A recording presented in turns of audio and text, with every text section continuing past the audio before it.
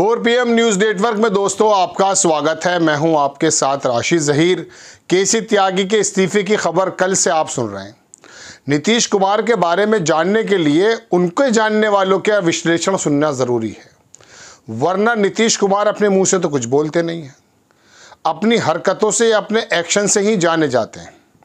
केसी त्यागी जो उनके ज़बान भी थे, उनकी आँख भी थी, उनके कान भी थे, जो नीतीश कुमार कहलवाना चाहते थे, बोलना चाहते थे, देखना चाहते थे, सुनना चाहते थे, वो माध्यम था केसी त्यागी। उनको हटा जाना क्या मोदी जी की भक्ति का प्रतीक है, या फिर कोई ऐसा काम करने वाले हैं कि जिस तरह से कभी कोई बड़ी लड़ाई जीतने के लिए कुछ कदम पीछे हटाता और बाद में बड़ी छलांग लगाता है।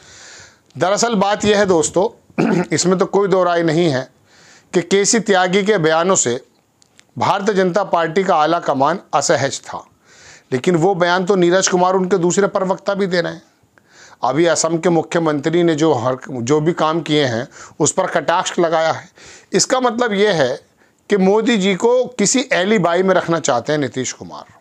और नीतीश कुमार के पिछले समय की दो बातें आपको बताऊंगा, जिससे आपको पता चलेगा कि नीतीश कुमार जब कोई बड़ा काम करना चाहते हैं तो छोटी सी बलि ज़रूर देते हैं। पवन वर्मा याद है आपको, प्रशांत किशोर भी याद होंगे आपको। इन दोनों ने जब एनआरसी और सीए के संबंध में कुछ बात कही तो मोदी जी की सहानुभूति हासिल करने के लिए इनको हटा दिया गया। लेकिन कुछ महीने बाद ही, साल भर नहीं गुजरा था, कुछ महीने बाद ही अचानक लालू प्रसाद के साथ चले गए थे। इससे बड़ी खबर मैं आपको और बताता हूँ। आप तारीख याद कीजिए, 20 जनवरी 2024। एक शिक्षा मंत्री हुआ करते थे चंद्रशेखर, बिहार में। लालू प्रसाद और नीतीश कुमार के गठबंधन की सरकार चल रही थी। उनको हटाने पर, लगाने पर जो झगड़ा हुआ उसकी बात मान ली गई। लालू प्रसाद यानी कि राजद की बात मानी नीतीश कुमार ने 20 जनवरी को, और 28 जनवरी को पूरे देश ने देखा कि वो लालू प्रसाद को छोड़ करके भारतीय जनता पार्टी में चले गए। केसी त्यागी एक उम्रदराज व्यक्ति, तजुर्बेकार व्यक्ति और नीतीश कुमार के दाहिने हाथ कहलाने वाले व्यक्ति, उनको हटा देना सामान्य प्रक्रिया नहीं है। इसका मतलब ये है कि नीतीश कुमार कोई बड़ा काम करना चाहते हैं। वो बड़ा काम क्यों करना चाहते हैं, वजह क्या है? अगर ऐसा है तो मैं अब आपको बताता हूँ। क्योंकि नीतीश कुमार, जाहिर सी बात है, हर आदमी अपने वोट बैंक के लिए काम करता है। भारतीय जनता पार्टी की नीतियां, जाहिर है कि जो वोट बैंक नीतीश कुमार को मिलता है उसमें सेंध लगाने के लिए काफ़ी है। जैसे कि वक्फ बोर्ड, तमाम का तमाम मुस्लिम समाज यूपीए गठबंधन या इंडिया गठबंधन के साथ होने के बावजूद बिहार में बहुत सारा वोट जो है आपने देखा है वो नीतीश कुमार को मिला है, जबकि पहले से ही भारतीय जनता पार्टी के साथ उनका गठबंधन तय हो गया था। आप टीडीपी चले जाइए, टीडीपी के अंदर तमाम मुसलमान जो है वो भारतीय जनता पार्टी के साथ होने के बावजूद भी टीडीपी को वोट दिया। इसका मतलब यह है कि भारत का मुसलमान जो है इस बात से एतराज़ नहीं रखता है कि आप किसके साथ हैं और किसके साथ नहीं। इस बात को ज़्यादा प्रेफरेंस देता है कि आप उस कौम के लिए, उस वर्ग के लिए करना क्या चाहते हैं। नीतीश कुमार ने, चंद्रबाबू नायडू ने, लालू प्रसाद ने, मुलायम सिंह ने, तमाम लोगों ने विशेष वर्ग के लिए कुछ ना कुछ तो बोला है, कुछ ना कुछ तो किया। अब ऐसे समय में अपने वोट बैंक को खिसकता हुआ देखकर वक्फ बोर्ड पर जब लल्लन सिंह आकर के थोड़ा सा गलत गए तो जाहिर सी बात है नीतीश कुमार उससे भी असहज हुए थे। तो दोस्तों बात यह है कि केसी त्यागी को हटा देने का मतलब मालूम है क्या है? केसी त्यागी को हटा देने का मतलब ये है कि नीतीश कुमार कोई बड़ा काम करने जा रहे हैं। अब ऐसे समय में जब चिराग पासवान भी गुपचुप मीटिंग करने लगे तो उनके कान तो खड़े होंगे, क्योंकि भारतीय जनता पार्टी के बारे में ये आया जा रहा है, बताया जा रहा है कि चिराग पासवान की पार्टी को तोड़ा जा सकता है। और मैंने आपसे कल एक एपिसोड बनाकर ये अर्ज़ किया था कि संजय झा को जब भारतीय जनता पार्टी के करीबी माना जाता है, उनको जब जनता दल यू का कार्यवाहक अध्यक्ष या उसको सर्वे बनाया गया, तब ये माना जा रहा था कि अब जनता दल यू टूट जाएगी। लेकिन नीतीश कुमार तो नीतीश कुमार हैं, शायद भांप गए हैं। और अब केसी त्यागी के रूप में एक ऐसी कुर्बानी देने के बाद अगला झटका शायद मोदी जी को बड़ा लगने वाला है, इस बात का कयास चल रहा है। लेकिन इस बात में दम तब नज़र आता है कि केसी त्यागी को अकारण ही नहीं हटाया जा सकता। उनको कहा जा रहा कि वो पार्टी के अंदर हैं, लेकिन हटाए जाना एक चर्चा बिला वजह बन जाना, इसका मतलब यह है कि वो मोदी जी को ये बताना चाहते हैं कि आप हम पर विश्वास करते रहिए, आपकी राह में, आपकी राजनीति की राह में अगर कोई रोड़ा बनता तो हम हटा देंगे उसको।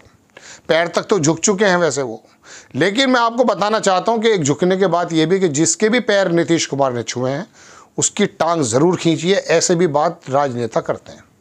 तो नीतीश कुमार का ये बहुत बड़ा कदम आने वाले वक्त में याद रखिएगा, कोई ऐसा गुल खिला सकता कि शायद आप इस एपिसोड को याद करें कि कोई आदमी आकर के बता रहा था, मैं नहीं बता रहा हूँ, देश के बहुत सारे लोग बता रहे हैं।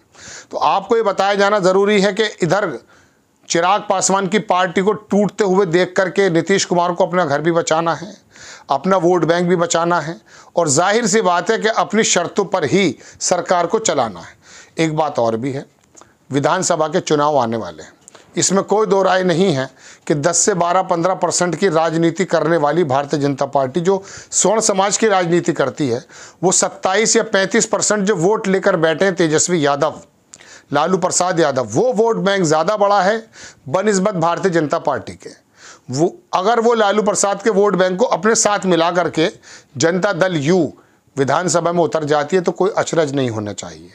दूसरी बात ये भी मैं आपको बता दूं दोस्तों कि 100 सीटें देने की बात की जा रही है बिहार में, जबकि नीतीश चाहते हैं कि 130 सीटों से ज़्यादा उनको मिल जाए।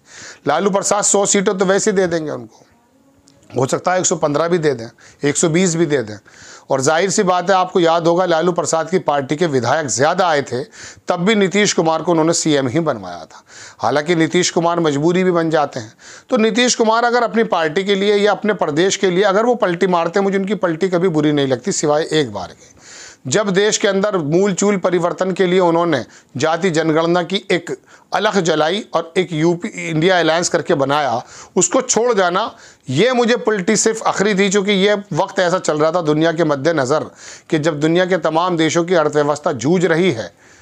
पॉलिटिक्स के अगर आप हाल देखेंगे तो पता चलेगा कि ये हमारे मुद्दे ये क्या क्या चल रहे हैं। कभी हम बात करने लगते हैं प्रशांत किशोर पर, कभी बात करने लगते हैं हम चिराग पासवान पर, कभी बात करने लगते हैं पलटी पर। तो ये मुद्दे इतने गौड़ हैं in front of those particular मुद्दे जो चल रहे हैं हमारे इर्द गिर्द।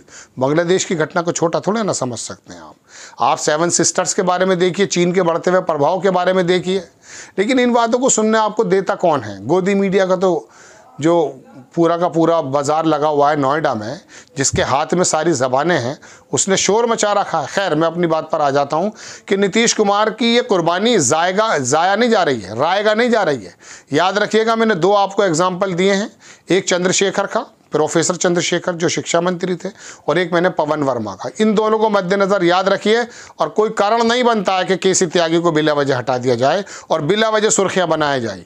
वो बताया जा रहा है कि आपकी कूटनीति के बारे में अगर बोले हैं केसी त्यागी तो हम हटाए दे रहे हैं, लेकिन ये बात याद रखिएगा, वो कुछ ना कुछ करके ज़रूर जाएंगे, कुछ वक्त की बात है। आपको खबर कैसी लगी अपनी राय कमेंट्स बॉक्स में ज़रूर दीजिए। चैनल को सब्सक्राइब कीजिए, शेयर कीजिए। नेक्स्ट टाइम में किसी खबर के साथ हाजिर होता हूँ। जय हिंद।